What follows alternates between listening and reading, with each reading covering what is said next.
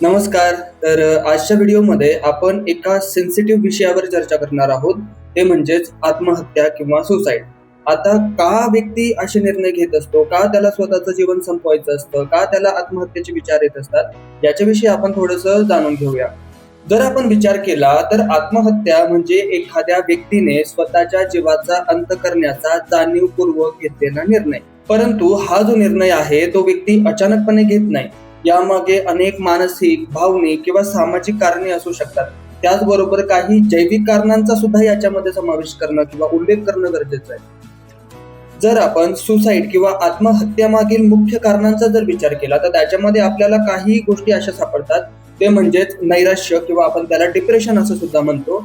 तर यामध्ये सर्वात मोठं कारण म्हणजे व्यक्तीला सतत निराशा, हताशा किंवा माझं आयुष्य निरर्थक आहे, मला कोणीही मदत करणारं नाहीये किंवा मी ज्या गोष्टी ठरवल्या आहेत त्या गोष्टी मी करू शकत नाहीये, माझं जीवन व्यर्थ गेलं आहे. या पद्धतीच्या भावना जेव्हा व्यक्तीला फील व्हायला लागतात त्यावेळेस व्यक्तीमध्ये आत्महत्येचे विचार किंवा सुसायडल थॉट्स आपण त्याला म्हणतो ते येऊ शकतात. दुसरं कारण म्हणजे एकटेपणा आणि भावनिक तुटलेपणाची जाणीव होणे. आता याच्यामध्ये आपल्याला असं सांगता येईल की रुग्ण किंवा एखाद्या व्यक्तीचं कुटुंब असेल किंवा समाजाशी त्याचं जे नातं आहे ते नातं तुटल्यासारखं त्याला जाणवत असतं. मला कोणीही समजून घेत नाही, मला कोणीही मदत करत नाही किंवा लोकांच्या मदतीने मी काहीच करू शकत नाही किंवा मला सपोर्ट कोणाचा नाहीये, यासारखे विचार व्यक्तीच्या मनात सारखे येतात. त्याच्यामध्ये सुद्धा आत्महत्येचे विचार व्यक्तींमध्ये किंवा रुग्णांमध्ये दिसून येत असतात. तिसरं कारण यामागचं असं आहे, या रुग्णांमध्ये बऱ्याचशा प्रमाणात आर्थिक आणि सामाजिक ताण सुद्धा याच्यामध्ये दिसून येतो. जसं की एखाद्या रुग्णाची किंवा एखाद्या व्यक्तीची नोकरी गेली असेल, चांगली नोकरी गेली असेल किंवा कर्जबाजारीपणा असेल किंवा कौटुंबिक वाद त्यांच्या फॅमिलीमध्ये असतील किंवा खूप मोठं अपयश जर का त्याला आलं असेल तर याच्यामध्ये सुद्धा आत्महत्येचे विचार किंवा सुसायडल थॉट्स व्यक्तींमध्ये दिसून येऊ शकतात.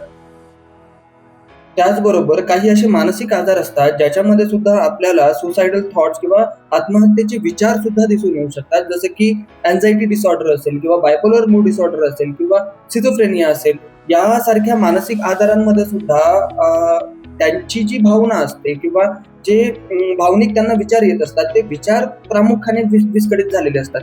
त्याच्यामुळे आत्महत्येचे विचार यांच्यामध्ये किंवा अशा मानसिक आजारांमध्ये खूप मोठ्या प्रमाणात दिसून येत असतात.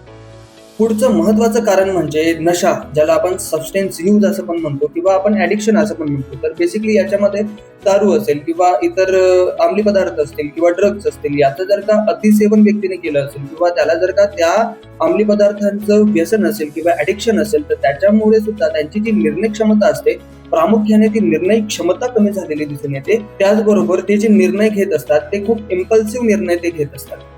पुढचं जे महत्वाचं कारण आहे ते म्हणजे ट्रॉमा. आता ट्रॉमाचा सुद्धा याच्यामध्ये समावेश करणं गरजेचं आहे. याच्यामध्ये आपल्याला असं सांगता येईल की बालपणी जर व्यक्तीवर काही अत्याचार झाले असतील, शारीरिक असेल किंवा मानसिक असेल किंवा त्यांचे जर का नातेसंबंध तुटले असतील किंवा खूप मोठं अपयश त्यांना आलं असेल किंवा खूप मोठं नुकसान त्यांना झालं असेल तर याच्यामुळे सुद्धा व्यक्तींमध्ये सुसायडल थॉट किंवा आत्महत्येचे विचार खूप मोठ्या प्रमाणात दिसून येत असतात. एक गोष्ट आपण समजून घेणं खूप गरजेचं आहे की आत्महत्येचे जर का विचार येत असतील तर हे विचार कदाचित मानसिक आजारांमुळे येत असतील किंवा इतर ताणतणावामुळे येत असतील किंवा जसे मी मगाशी जे कारण सांगितले त्या कारणांमुळे सुद्धा येऊ शकतात. जर आपल्याला किंवा आपल्या प्रियजनांमध्ये असे जर का थॉट्स एखाद्या व्यक्तीमध्ये दिसत असतील तर नक्कीच तुम्ही सायकोलॉजिस्ट किंवा सायकॅट्रिस्ट यांच्याशी संपर्क साधा. तर भेटूया पुढच्या व्हिडिओमध्ये. तोपर्यंत नमस्कार.